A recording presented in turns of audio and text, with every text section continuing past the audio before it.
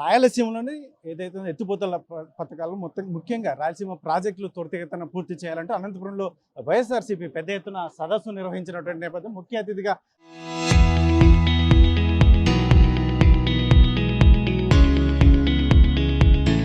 కాకాని గోవర్ధన్ రెడ్డి గారు హాజరైనటువంటి పరిస్థితి. మరి కాకాని గోవర్ధన్ రెడ్డి గారు ఉన్నారు, జిల్లా అధ్యక్షులు ఉన్నారు. సరే ఏంటి ఈరోజు సభ ఎలా జరిగింది?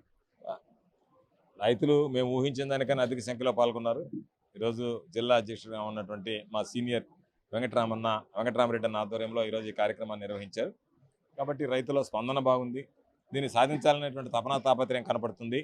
కాబట్టి ఖచ్చితంగా వైఎస్ఆర్ కాంగ్రెస్ పార్టీ జయం, జగన్మోహన్ రెడ్డి గారి నాయకత్వంలో రాయలసీమ లిఫ్ట్ ఇరిగేషన్ సాధన ధ్యేయంగా పనిచేయడం జరుగుతుంది. మీరు చేస్తున్నటువంటి ఇటువంటి కార్యక్రమం జిల్లా రాష్ట్ర వ్యాప్తంగా ఇటువంటి కార్యక్రమాలు నిర్వహిస్తున్నారు. రాష్ట్ర ప్రభుత్వం పునరాలోచన చేసే అవకాశం ఉంటుందని అనుకుంటున్నారు. అంటే అధికారం ఉన్నా లేకపోయినా, ప్రతిపక్షంలో ఉన్న అధికారంలో ఉన్న ప్రజల గురించి ఆలోచన చేసేటువంటి నాయకుడు జగన్మోహన్ రెడ్డి గారు. అధికారం ఉంటే ఒక విధంగా, ప్రతిపక్షంలో ఉంటే మరొక విధంగా నాలుక మడతపెట్టి మాట్లాడేటువంటి వ్యక్తి చంద్రబాబు నాయుడు గారు.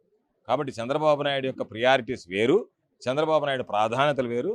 విస్తృతమైనటువంటి రాష్ట్ర ప్రజల ప్రయోజనాలే జగన్మోహన్ రెడ్డి గారికి ఉన్నటువంటి అత్యంత ప్రాధాన్యత. చంద్రబాబు నాయుడికి కొద్ది ప్రాధాన్యతలు ఉన్నాయి. వాటి ప్రతి వెనక కూడా తన స్వార్థ ప్రయోజనం, ఆర్థిక ప్రయోజనాలు ఉండేటువంటి వాటికే విలువరిస్తాడు, వాటి మీద దృష్టి కేంద్రీకరిస్తాడు. కాబట్టి చంద్రబాబు నాయుడు అనేటువంటి వాడే వ్యక్తి బోగస్ అని చెప్పుకోవాల్సినటువంటి పరిస్థితి. ముఖ్యంగా ఇప్పుడున్న సిచ్యువేషన్లో మీరు మావిగన్ అనేది కొత్త అంశాన్ని తీసుకొచ్చినటువంటి పరిస్థితి, ఇది ఎంత మేరకు సక్సెస్ అయ్యే అవకాశం? మావిగన్ అనేటువంటిది సక్సెస్ అయితే ఏం లేదు. ప్రజల్లో చర్చ ప్రారంభమైంది, ఆదరణ ప్రారంభమైంది. ప్రజలు ఈరోజు మాట్లాడుతున్నారు. ఆ ప్రాంతాల వాళ్ళు మమ్మల్ని కూడా అభివృద్ధి చేయండి, ఈ ప్రాంతాన్ని కూడా అభివృద్ధి చేయండి అని చెప్పి కోరుకుంటున్నారు. కేవలం ఒక అమరావతి మీదనే దృష్టి కేంద్రీకరించొద్దు, అన్ని ప్రాంతాలను జగన్మోహన్ రెడ్డి గారు ఇచ్చినటువంటి క్యాపిటల్ కారిడార్ పిలుపుకి ఈరోజు బ్రహ్మాండమైనటువంటి స్పందన వచ్చింది. కాబట్టి చంద్రబాబు నాయుడు కూడా యూటర్న్ తీసుకొని సిఆర్డీఏ పరిధిని విస్తరిస్తాం, దాన్ని కలుపుతాం, దీన్ని కలుపుతాం అని మాట్లాడుతున్నాడు. నువ్వు నోటి మాటలతో కాకుండా వాళ్ళకి ఏం చేయబోతున్నావు అనేటువంటి దాని మీద స్పష్టత ఇవ్వాలా. ఆ ప్రాంతాన్ని సమగ్రంగా ఏ విధంగా అభివృద్ధి చెందుతాం అనేటువంటిది కాకుండా నేను మొత్తం తీసుకువెళ్ళి అమరావతి మీద పెడతాను, మిగతా ప్రాంతాలు వెనకబడిన ప్రాంతాలు దీంతో కలుపుతానంటే వాటి కోరికేది ఏమి ఉండదు, వనకూడేది ఏమి ఉండదు. కాబట్టి చంద్రబాబు నాయుడు ఆలోచనలు భిన్నంగా ఉన్నాయి, మాటలు భిన్నంగా కనిపిస్తున్నాయి తప్ప ఆ మాటలు ఆచరణలో వచ్చేటువంటి పరిస్థితి కనిపించడం లేదు. కాబట్టి ఇప్పుడు ఆ ప్రాంతానికి సంబంధించినటువంటి ఆ 3 ప్రాంతాల్లో మా ప్రాంతాలు కూడా జగన్మోహన్ రెడ్డి గారు చెప్పినట్టుగా అభివృద్ధి కావాలి. ఎందుకు అభివృద్ధి చేయాలని కోరుకుంటున్నారు, ఎందుకు అభివృద్ధి చేయాలని ప్రశ్నించేటువంటి రోజులు కూడా దగ్గరలోనే మనం చూస్తాం. ఫైనల్గా సార్, ఇప్పుడు గతంలో ఏ ప్రభుత్వం ఖర్చు పెట్టలేనంతగా రాయలసీమ ప్రాజెక్టులు, నీటి ప్రాజెక్టుల మీద ఖర్చు పెట్టడానికి కూటమి నాయకులు చెప్తున్నటువంటి పరిస్థితి, దీన్ని ఎలా చూస్తారు? చంద్రబాబు నాయుడు అనేవాడు ఎవరు? చంద్రబాబు నాయుడికి తెలిసింది రెండే: శంకుస్థాపన చేయడం, ఎవరన్నా వస్తే ఖర్చు దానికి రిబ్బన్ కత్తిరించడం, మొత్తం ఖర్చు నేనే పెట్టానని చెప్పడం తప్ప చంద్రబాబు నాయుడు రైతుల గురించి కానీ, లేదా నీటి వనరుల గురించి కానీ, ఇరిగేషన్ ప్రాజెక్టుల గురించి కానీ మాట్లాడేటువంటి హక్కు అర్హత లేనటువంటి వ్యక్తి ఎవరన్నా ఉన్నాడు అంటే చంద్రబాబు నాయుడు ఒక్కడే. చంద్రబాబు నాయుడు ఏ రోజు కూడా వ్యవసాయాన్ని కానీ రైతులు కానీ పట్టించుకున్నటువంటి పాపాన పోలేదు. చంద్రబాబు నాయుడు ఎన్నికలకు ముందు రైతులు గుర్తుకొస్తారు, ఎన్నికలు అయిపోయిన తర్వాత రైతుల ప్రయోజనాలను విస్మరిస్తాడు. కాబట్టి చంద్రబాబు నాయుడు మాటల గురించి పెద్దగా పట్టించుకోబడలేదు. ఎందుకంటే నేను సెల్ ఫోన్ కొనుక్కున్నా, హైదరాబాద్ కొనుక్కున్నా, తుఫాన్ని అదిమేశా, తుఫాన్ని రానికుండా తొక్కిపెట్టేశా అనేటువంటి వాడు అతనికి ఎచ్చిపిచ్చి అనుకోవాల్సిందే తప్ప ఆ మాటలు పెద్ద సీరియస్గా తీసుకోవాల్సినటువంటి అవసరం లేదు. క్రెడిట్ చోరీ అన్నట్టుగా ప్రతి ఒక్కటి తన ఖాతాలో వేసుకోవడం అలవాటు అయిపోయింది.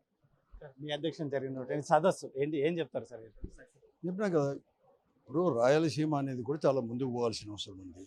అందుకోసమే రాజశేఖర రెడ్డి గారితో పాటు జగన్మోహన్ రెడ్డి గారు ముఖ్యమంత్రిగా ఉన్నవి కూడా ముఖ్యంగా కూడా విస్తృతపరిచేటట్లు, ఇక్కడ ఉండే ప్రయోజనాలు అన్నీ కూడా చేకూర్చేటట్లు కూడా రాయలసీమ ప్రాజెక్టు ఎత్తిపోతల పథకం అని చెప్పేసి 3 టీఎంసీల సామర్థ్యంతో, అలాగే పోతిరెడ్డి హెడ్ రెగ్యులేటర్ కూడా సామర్థ్యాన్ని కూడా పెంచి 80,000 క్యూసెక్లు కూడా పెంచేది కాకుండా హెచ్ఎన్ఎస్ఎస్ సామర్థ్యం కూడా అంటే కాలువ వెడల్పు చేసి 6,300 దాంట్లో కానీ, అలాగే తర్వాత డిస్ట్రిబ్యూటర్లు ఇవన్నీ కూడా తయారు చేయాలని చెప్పి దాన్ని ఇతను చంద్రబాబు నాయుడు గారు ముఖ్యమంత్రి వచ్చిన తర్వాత మాటలతో మాత్రమే కాకుండా రాయలసీమ ప్రాజెక్టు అవసరమే లేదని చెప్పేసి ఇప్పటికే దాదాపుగా కూడా 3,850 కోట్లతో 990 కోట్లు ఖర్చు పెట్టాడు.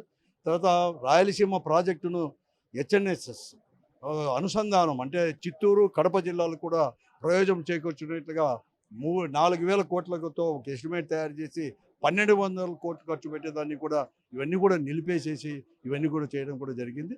అవన్నీ కూడా తిరిగి ప్రారంభించాలని చెప్పి డిస్ట్రిబ్యూటర్ని కూడా చేయాలని చెప్పేసి, అలాగే మరీ ముఖ్యంగా కూడా ఈరోజు కూడా వెంటనే కూడా దీన్ని ఏదో ఊరికే హెచ్ఎన్ఎస్ఎస్ను పొడిగించడమే కాదు, నీటిని కూడా తీసుకొని రావాలని చెప్పేసి ఇవన్నీ తీసుకున్న దాంట్లో ఈ అందరూ కూడా ఉద్యమించాలని చెప్పేసి కూడా ఇక్కడ అనంతపురం జిల్లాకు సంబంధించిన వైఎస్ఆర్ కాంగ్రెస్ పార్టీ కూడా తీర్మానించింది. ప్రజల్లో కూడా విస్తృతంగా పోతాం.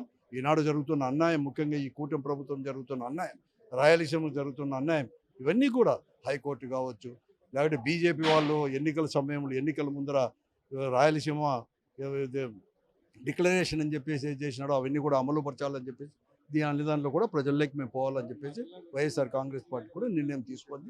ఈ జిల్లాలో కూడా మేమంతా కూడా పోతాం, కూడా తీసుకొని పోతాం. అంతేకాదు ఈరోజు అనేకమైన ప్రాజెక్టులు కూడా ఇవన్నీ తయారు చేయాల్సిన అవసరం కూడా ఈరోజు కూడా ఇవన్నీ కూడా తీసుకొని పోతాం. ప్రచారానికి మాత్రం పరిమితం మాత్రం కాకూడదు.